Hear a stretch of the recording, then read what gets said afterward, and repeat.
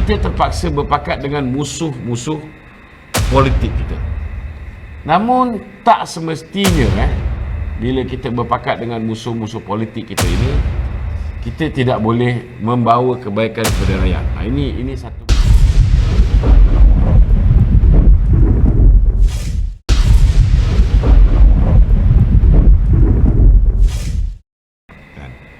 Berbeza dengan setengah-setengah daripada kita, mereka ni lebih kepada ditubuhkan akibat daripada persengketaan dengan pemimpin-pemimpin. Contohnya macam PAS, bila Tuan Haji Ahmad Fuad kalah dengan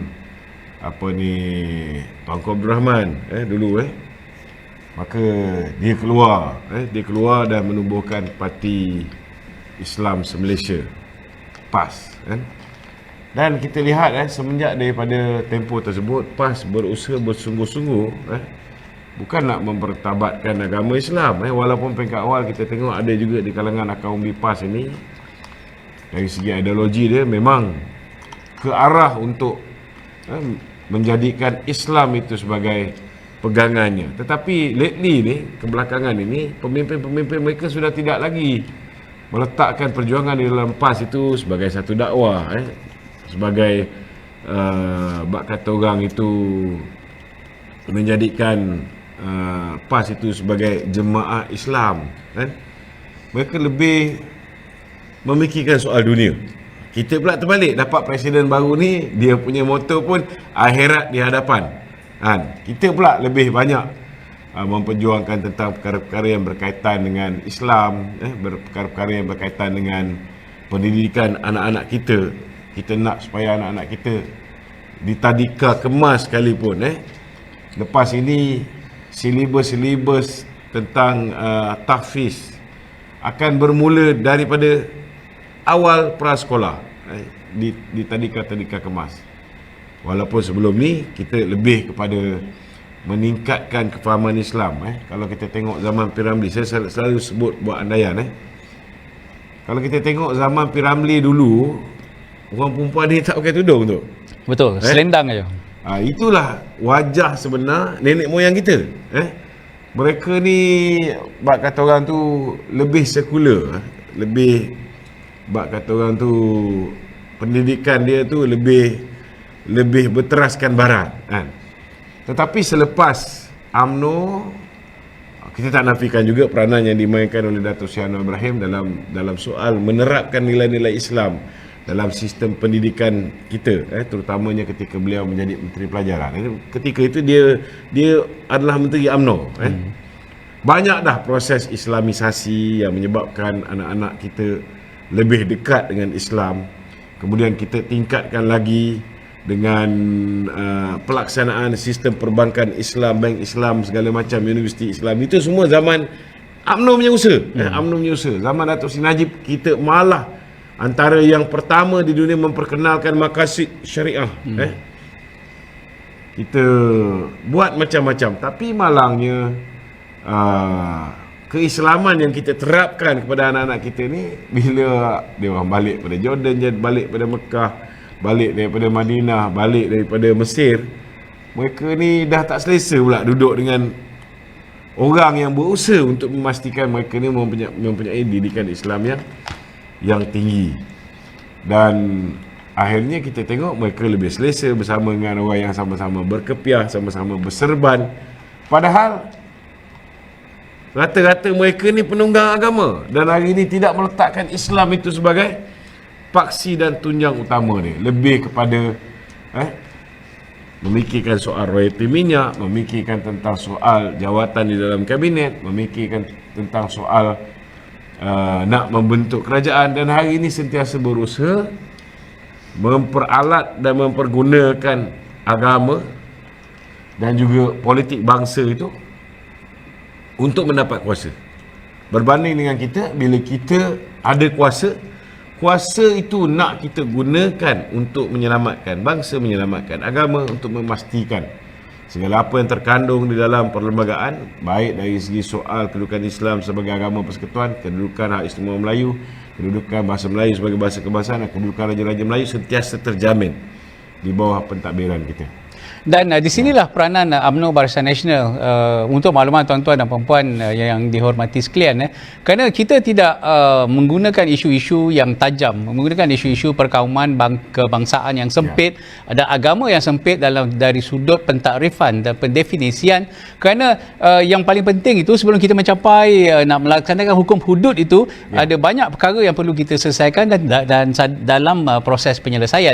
Baik, saya tapi nak ketika PAS berada di dalam kerajaan, walaupun sebelum mereka berada dalam kerajaan, mereka cukup lantang soal hudud, tetapi kita lihat kenyataan yang dikeluarkan baru-baru ni oleh YB Khairi Jamaluddin. Dia cakap bahasa Inggeris lah. Saya yakin orang PAS boleh faham apa yang dia cakap. Walaupun PAS berada dalam kerajaan lebih kurang 33 bulan, tidak pernah sekali pun mereka membangkitkan soal nak melaksanakan hukum hudud itu.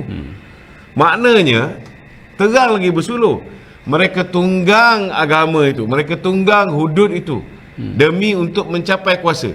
Tetapi bila capai kuasa, dia tak gunakan kuasa itu untuk melaksanakan apa yang dulu mereka perjuangkan. Berbeza dengan UMNO. Betul. UMNO ni kita dapat kuasa, segala apa yang kita cakap dulu kita cuba laksanakan.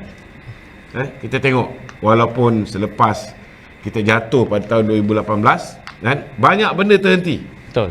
Pelaksanaan maqasid syariah terhenti, program-program hufaz banyak terkubur zaman Mahathir. Tetapi sebaik saja dapat kuasa tu, ianya dihidupkan semula oleh Datuk Seri Zahid. Jadi tuan-tuan dan puan-puan, apa yang kita nak sebut bukan kita nak cari pasal dengan mana-mana pihak, tetapi kita nak menghentikan satu naratif. Cukup-cukuplah, sudah-sudahlah kita menipu rakyat untuk kepentingan kita. Saya selalu sebut perkara ini. Orang politik, dia tak kisah parti mana pun, bila dia menang pilihan raya, dia dapat allowance, dia dapat banyak kemudahan, dia dapat macam-macam. Tetapi rakyat yang salah pilih, akhirnya rakyat juga yang terpaksa minum air karat 33 tahun, minum air karat, minum air teh tarik.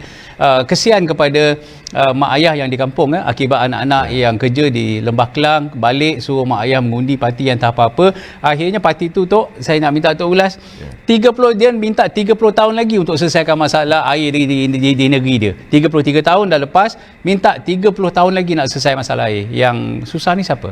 Bagi saya simple saja. Kita dah bagi mereka memerintah 33 tahun di Kelantan. Mereka tak selesaikan masalah ni.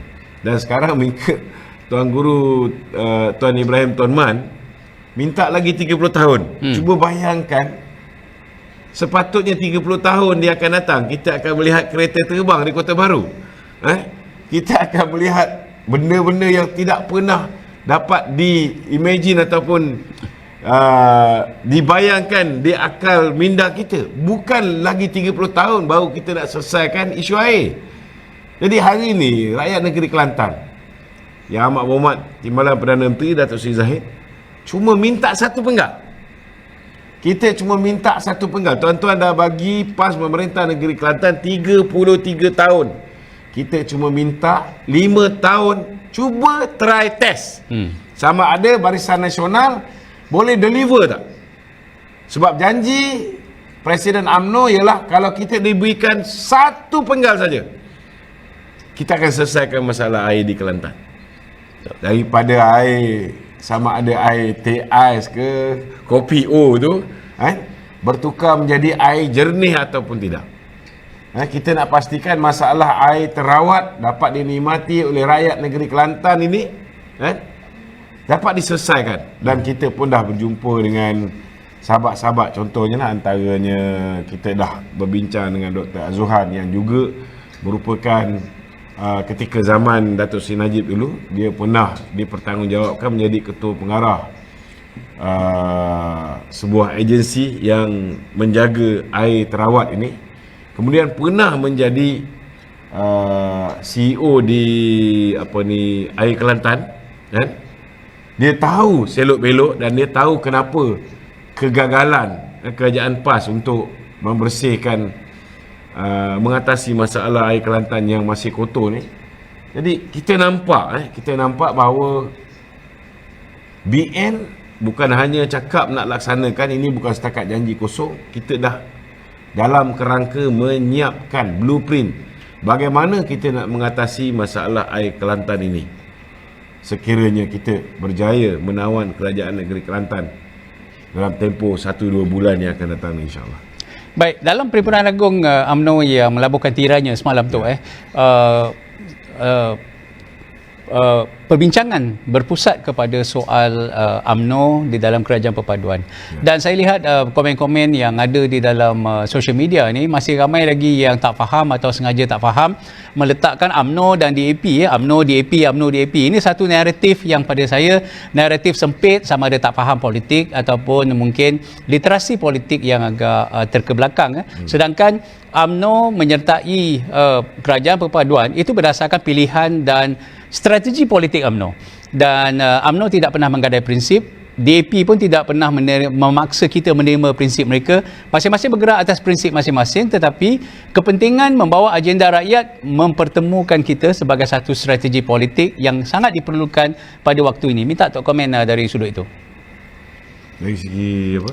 Dari segi mereka yang saja nak mengelirukan orang dengan meletakkan UMNO DAP, sedangkan tak timbul soal UMNO dan DAP. Soalnya ialah UMNO menyertai Kerajaan Perpaduan itu. Selain daripada titah tuanku, UMNO juga menyertai Kerajaan Perpaduan berdasarkan pilihan dan strategi politik terkini yang ditentukan oleh MKT. Silakan. Okey, kita kena faham satu. Apa yang berlaku hari ini ialah hasil pilihan rakyat. Betul lah bahawa ke bawah dulu tuanku memutuskan supaya Perikatan Nasional bekerjasama dengan Pakatan Harapan. Bila Perikatan Nasional menolaknya, maka tuanku menitahkan supaya Barisan Nasional yang bekerjasama dengan Pakatan Harapan. Kerana untuk sebuah negara ini dapat dibentuk kerajaan ni, kena ada satu gabungan parti politik atau sebuah parti politik yang boleh membentuk simple majority terlebih dahulu.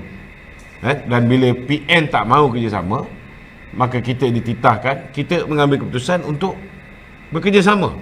Tetapi sebelum kita mengambil keputusan untuk bekerjasama, yang sebenarnya memutuskan untuk tidak memberikan peluang kepada BN memerintah secara bersendirian, yang memutuskan supaya tidak memberikan peluang kepada PH memerintah secara bersendirian, PN pun dia tak bagi peluang memerintah secara bersendirian, ialah rakyat. Rakyat yang putuskan, dia tak nak bagi dah. Dia cakap enough is enough. Mungkin itu keputusan yang bagi saya, ini bukan satu keputusan yang luar biasa. Sebab di 70 buah negara, memang kerajaan campuran itu sudah pun mula menjadi, bak kata orang tu, budaya baru. Macam rakyat seolah-olah macam dah give up dah. Dia tak nak bagi absolute power, kerana mereka mungkin terpedaya ataupun terperangkap dengan kata-kata yang mengatakan bahawa absolute power will corrupt absolutely. Dan ini pun ada betulnya. Jadi ini menyebabkan mereka mengambil keputusan tidak bagi, mereka berbelah bagi, dan akhirnya kita terpaksa berpakat dengan musuh-musuh politik kita. Namun tak semestinya bila kita berpakat dengan musuh-musuh politik kita ini, kita tidak boleh membawa kebaikan kepada rakyat. Ini satu benda yang bagi saya sangat penting untuk rakyat fahami. Lebih-lebih lagi UMNO, kita mempunyai persepsi yang berbeza terhadap DAP umpamanya. Kita mempunyai persepsi yang berbeza terhadap PKR umpamanya. Berpuluh tahun, bukan sekejap. Sama juga dengan PKR dan juga DAP. Mereka juga mempunyai persepsi yang cukup berbeza terhadap kita. Namun satu benda yang bagus, hari ini bila kita sudah bersama, kita cuba sedaya mungkin untuk bak kata orang tu, mengenepikan sebarang bentuk perselisihan faham, sebarang bentuk perkara-perkara yang kita tak bersetujui ini. Titik-titik perbezaan ni kita letak tepi, dan kita utamakan untuk highlightkan kebersamaan kita, highlightkan benda-benda yang kita, bak kata orang tu, boleh bersetuju untuk tidak bersetuju bersama. Benda yang kita boleh bersetuju untuk kita uphold dan laksanakan secara bersama.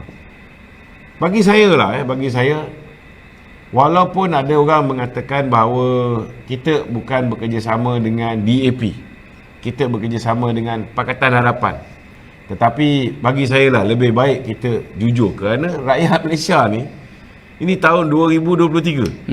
Suka tak suka, kita kena terima hakikat bahawa memang kita akan menjalinkan kerjasama, termasuklah dengan DAP, sebab DAP adalah sebahagian daripada Pakatan Harapan.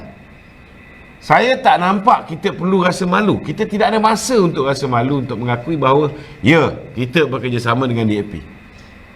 Tetapi yang penting sekali, DAP yang kita kerjasama hari ini adalah totally DAP yang berbeza berbanding dengan DAP dulu.